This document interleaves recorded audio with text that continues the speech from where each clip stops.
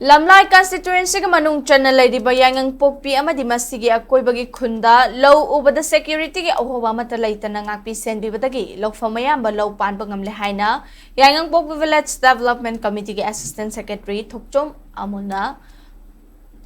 Paumi Singda Fongdokre Yaingangpokpi Maning Lokonda Paumi Singa Unabada Amuna Makhata Duna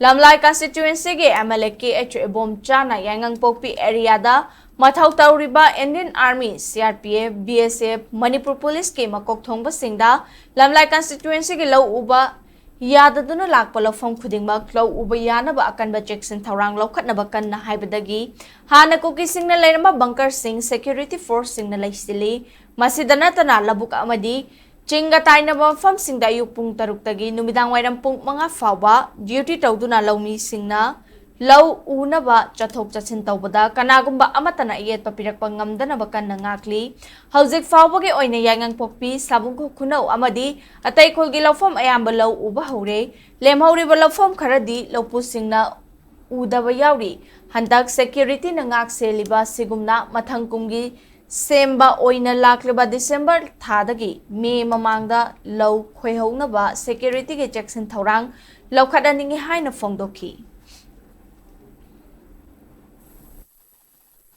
Lemhoriba 35% kari maram gi dangta uba ngamdrino law jiu lawai tabagi law oiba Imphal gi law oiba ubada sahi ani sila abanina napi je asduki matik haubanina akoi ubada paisa aduki matik sanggadaba ubagi khudong chabji masi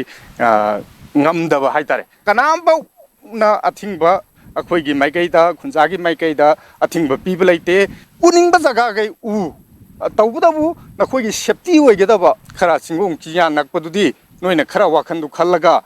irang thoktanaba mawongda yengaga aigi isaju soktanaba mawongdu yengaga u haina haibiba adu na maram oiraga akoi